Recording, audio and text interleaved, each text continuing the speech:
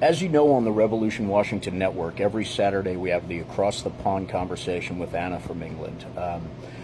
There's a very, very unique perspective that comes from that conversation and our discussions here. One of the most unique is the way the elections happen in England, and applying that thought process to the American process is actually pretty scary, but it explains a lot of things. And if we make the little adjustment on our process, we will recognize that a lot of this anger that goes on for years and years and years in this country is because this country is in a perpetual state of campaign. Everybody who's running for office is in a perpetual state of wanting the attention and coming up with the most outrageous sales pitch they can to ensure their election in 2-3 years. In England, what they do is they have a 35-day cycle. The 35-day cycle goes from the announcement of the candidacy up until the election, and poof, they're in office.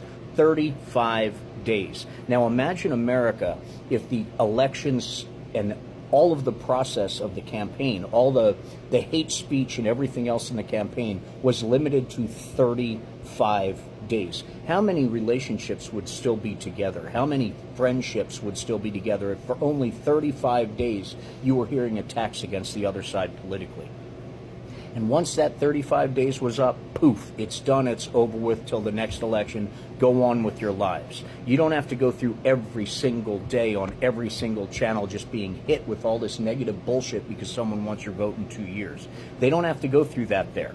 They are happier people because of it. Maybe we should take something out of that playbook and actually apply it to ourselves. You know, the already great country that got away from them in the first place because we thought we could do it better. Guess not. Try again. So let's find the balance here and let's actually look at things for how they are. All this anger generated by the campaigns and the way these campaigns are run, with all the little evil operatives, with all the outside influence of international Uncle Vladdy all the way to Little Kim. All of that anger, all that vitriol, Facebook, TikTok, Twitter, everything that is driving us apart in this country. Every little bit of political hatred limited to 35 days. How beautiful would that be? Now you tell me there's not something we can learn from the people we ran away from oh so long ago. You tell me we can't learn something. And you know what else about the UK? The people we were so anxious to get away from, separating church and state and the monarchy and all that stuff. Yeah, how far do we go there? We got King Trump trying to get back in. That's besides the point, I regress. You know what else they got over there? They got health care. They got health care that doesn't put people in the poorhouse after a lifetime of working, making millions and millions and millions of dollars, because damn it, how dare they get sick? They have a country that never, ever happens.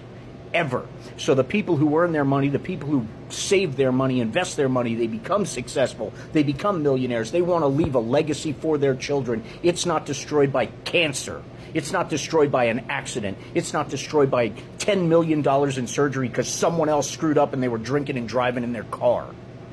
It's not destroyed by that. The government takes care of them. And it comes out of their tax money. Big freaking deal.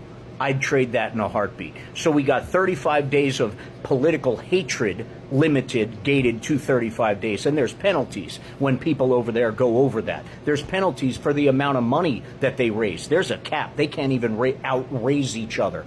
Everything is regimented. So they got health care and they got years and years of not being at each other's throats because of a freaking vote. And you tell me why we ran away so fast. We are the United States of America for a simple reason. We are supposed to be united. And we are too arrogant and we are too ignorant to recognize our political choices are forcing us to live in a world of hate. We are not going to restaurants and not supporting businesses that we love because of votes. We are doing things that are a detriment to our future because of political hatred, political anger, and votes. We are doing this because one of us likes red hats and one of us don't. One of us likes our red, white, and blue without a face of a fake muscle man on it, or an M16. Some of us, that is the flag. That represents us, united. Some of us are grown up enough to step back from politics and accept people as a difference of opinion and not as a personality trait.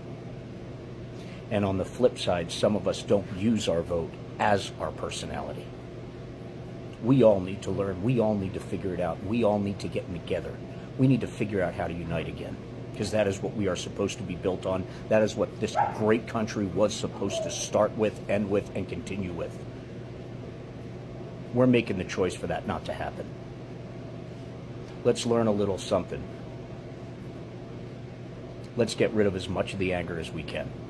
And let's start thinking more about limiting the campaign runs. Let's start thinking more about actually putting our money, our tax dollars that every single person in America should pay equally, into things like assuring that a medical problem and a health problem won't put us in the poorhouse, won't make us lose our house, won't make us homeless, which makes us the very problem we all bitch about, which makes us need to rely on government programs for help just to survive.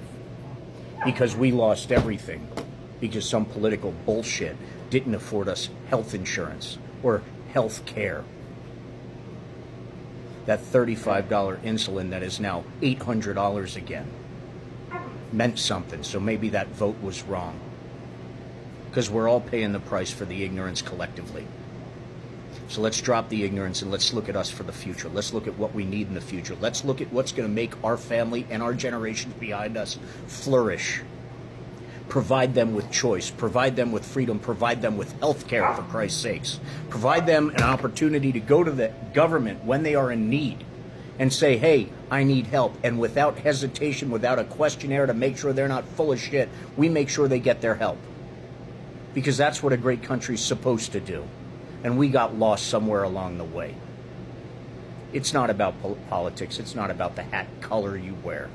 It's not about the side of the aisle. It's about our children. It's about our grandchildren. And it's about this already great country. So you want to make America great again? You could start by taking off your fucking hat. And you could step back away from the aisle and start focusing on what makes America great in the first place. Taking care of each other, no matter who you are. Fixing the problems as they come, but fix them united. Fix them as a team. Fix them in the way that our representatives are supposed to, working together. And let's take the 2 years of campaign hatred out of this atmosphere. We can start there. Let's get everybody taken care of so we don't lose everything we have because of medical problems. We can go there too. But nothing's going to get done unless we go together.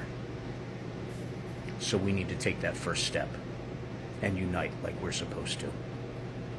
Because the rising tide will lift all boats. And this country is already great. We can make it greater.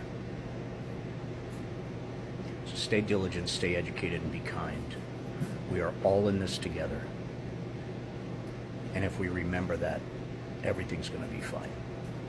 Because that's what we were built to do. God bless.